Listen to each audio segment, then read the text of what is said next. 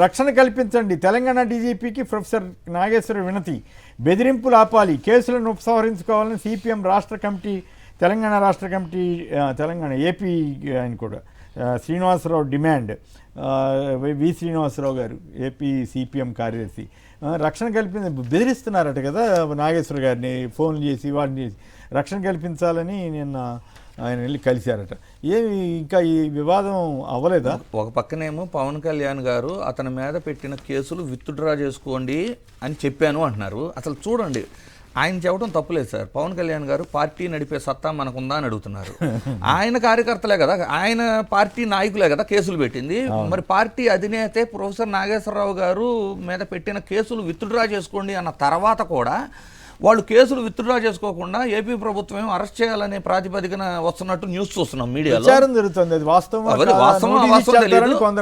మరి ఇది ఎంతవరకు సబబు? వాళ్ళు విత్డ్రా చేసేసుకోవచ్చు కదా, వాళ్ళ అధినాయకుడే కదా చెప్పింది. ఆయన పవన్ కళ్యాణ్ గారి మాట ఆయన పార్టీ కార్యకర్త వినడా? ఒకవేళ ఆయన నిజంగా చెప్పి ఉంటే విత్డ్రా చేసుకోంటే లెటర్ ఇస్తే అయిపోద్ది కదా. నిన్న పబ్లిక్ గా చెప్పారు కదా సార్, ఈరోజు పేపర్లో కూడా రాశారు కదా, పేపర్లో కూడా వచ్చింది సార్. విత్డ్రా ఆయన మీద పెట్టిన కేసులు కూడా వెనక్కి తీసుకోమని చెప్పిన మాట కూడా ఉంది. అయినా కూడా మరి ఆయన క్యాడర్ వినకపోతే ఆయన చెప్పే దాంట్లో తప్పే ఉంది. ఆయన క్యాడర్ వినకపోవడం అంటే తెలుగుదేశం వాళ్ళే ఎక్కువ ఇన్ఫ్లుయెన్స్ చేస్తున్నట్టు వాళ్ళ క్యాడర్. అంతే కదా, అదే ఒకటి పార్టీని నడిపే సత్తా మనకు ఉందా అనేది కూడా పాపం ఆయన మదన పడే దాంట్లో కూడా అర్థం ఉందంట.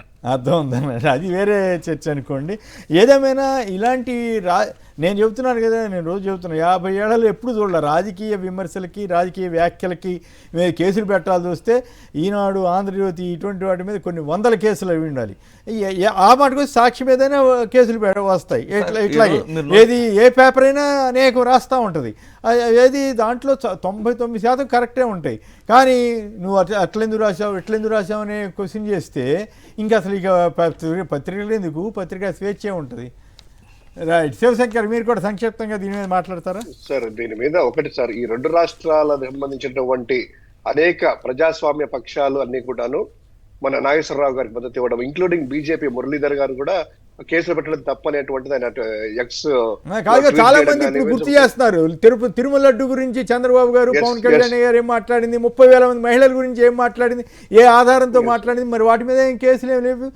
ఒక మాట అన్నందుకే అదేదో నేరం. వ్యవస్థల మీద గౌరవం అంటే మరి వ్యవస్థల మీద గౌరవం ఉండి ఆ రోజు మాట్లాడారు వాళ్ళు. సార్, ఇదే మీరు అన్నట్టు మొత్తం అంతా కూడా ప్రజాస్వామ్యంలో పాలక పక్షాలు ఏం చేసినా కూడా చెల్లుతుంది అనేటువంటి రోజులు చెల్లాయి. వీళ్ళు మితిమీరినటువంటి ప్రజాస్వామ్యాన్ని చేతిలో పెట్టుకొని వీళ్ళు చేసేటువంటి వ్యాఖ్యలు ఏదో మీరు అన్నారు ఇందాక, ఈ 3-4 అంశాలను ప్రజలు అందరూ కూడా దాదాపు క్వశ్చన్ చేస్తా ఉన్నారు సోషల్ మీడియాలో. ఎస్, పవన్ కళ్యాణ్ గారు ఆ రోజు ఇంతమంది వాలంటీర్లు తీసుకెళ్లేసి అమ్మాయిలను ఉమెన్ ట్రాపింగ్ చేశారన్నారు, తర్వాత ఏం చేయలేదు. దాని గురించి తిరుపతి లడ్డు గురించి మీరు చేసిన వ్యాఖ్యలు లేదా నిఘా వర్గాలు నాకు చెప్పాయంటున్నారు. సోర్స్ ఎక్కడ? సోర్స్ అనేటువంటి జర్నలిస్టులకు సోర్స్ ఉండదు సార్. సోర్స్ అనేది రివీల్ చేయరు, ఏదో ఒకటి తీసుకొని వ్యాఖ్య చేస్తారు కానీ సోర్స్ రివీల్ చేయరు. అదే కదా జర్నలిజం అన్నా, అదే పేపర్లు నడిపేదైనా కూడా ఏదైనా కూడా. ఆయన జర్నలిస్ట్ గా చేశాడు, తర్వాత దీన్ని ఏదో ఆయన బెదిరిద్దాం అనుకున్నారు. ఆయన సరే అని చెప్పి ఏదో విధంగా బెదిరించారో ఇంకోటో ఆయన వచ్చేసి విత్డ్రాల్ చేసుకుంటా అన్నారు.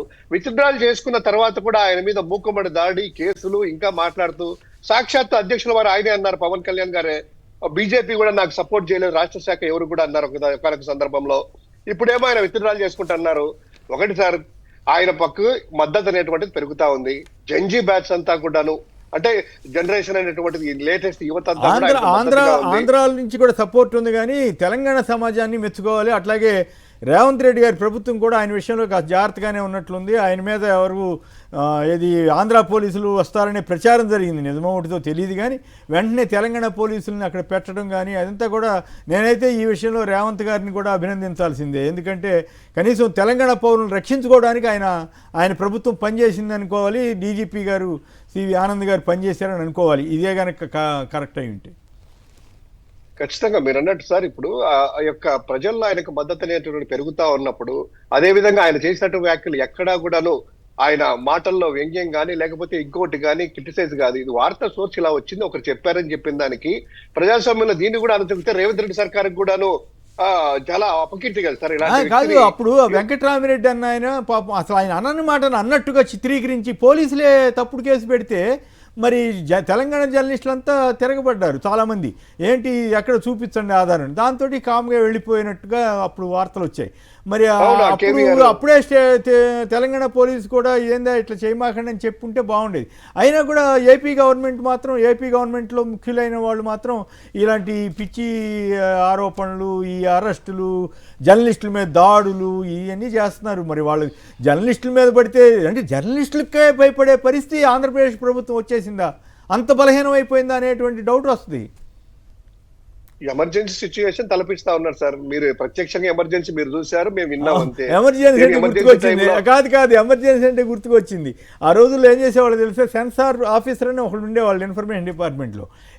వాళ్ళు పలానా వార్త వద్దంటే తీసేయాల్సి వచ్చింది. ఇప్పుడు అట్లాగే డిబేట్లు నడపడానికి కూడా ఏపీ పోలీసులు తెలంగాణ పోలీసులు ఎవరు పాపం అభ్యంతరం పెట్టట్లేదు, ఏపీ పోలీసులు పర్మిషన్ తీసుకోవాలన్నట్లుగా వాళ్ళు వ్యవహరిస్తున్నారు. చాలా అసలు వాళ్ళకి సంబంధం లేని సబ్జెక్టు, రాజకీయ అంశాల మీద డిబేట్లు జరిపితే మీరు ఎందుకు నడిపారని ఎవరో తెలియని వాళ్ళు కేసు పెడితే, పెట్టమని పైనుంచి ఎవరన్నా ఒత్తిడి చేస్తే పోలీసు అధికారులు చెప్పాలి, అయ్యా ఇది తప్పు, మేము ఇట్లా చేయకూడదు, చేయము అని చెప్పాల్సింది పోయి కేసులు పెట్టేస్తున్నారు. ఇది విచిత్రంగా ఉంది. ఈ వాతావరణం మారాలని ఏపీ పోలీస్ వ్యవస్థ కూడా పద్ధతిగా తెలంగాణ సమాజం మాదిరిగా తెలంగాణ పోలీస్ వ్యవస్థలాగా పరువు ప్రతిష్టలు పెంచుకోవాలని మాత్రం మా బోటాళ్ళని కోరుతాం. ఖచ్చితంగా సార్, మీరు చెప్పినట్టు అదే తలపిస్తాను ఆ రోజుల్లో. ఇప్పుడు ఏంటంటే కొమ్మినేని శ్రీనివాసరావు గారు ఏం మాట్లాడినా కూడా ఇది మాట్లాడాలా వద్దా అనేటువంటిది వాళ్ళ దగ్గర పర్మిషన్ తీసుకొని మీరు మాట్లాడాలని పరిస్థితి ఈరోజు తీసుకొని వస్తున్నారు. లేదు వాళ్ళు permission ఇవ్వకపోతే దాన్ని ఇదే debate సబ్జెక్ట్ conduct వేరే చేసే పరిస్థితి. టీవీలో వాళ్ళకి అనుకూలమైన టీవీలో మాట్లాడితే అది కేసు కాదంట. విచిత్రంగా అంటే సార్ ప్రభుత్వం సంబంధించిన సర్వీస్ రూల్స్ ప్రకారం రన్ చేస్తే ఏదైనా కూడా వస్తాయి సార్. అందరికి ఒకటైతే సర్వీస్ రూల్స్ చట్టం ముందు అందరూ సమానమైనటువంటిది తీసుకున్నట్లయితే ఫండమెంటల్ రైట్స్ ప్రకారం వెళ్తే రాజ్యాంగంలోనే వెళ్తాయి.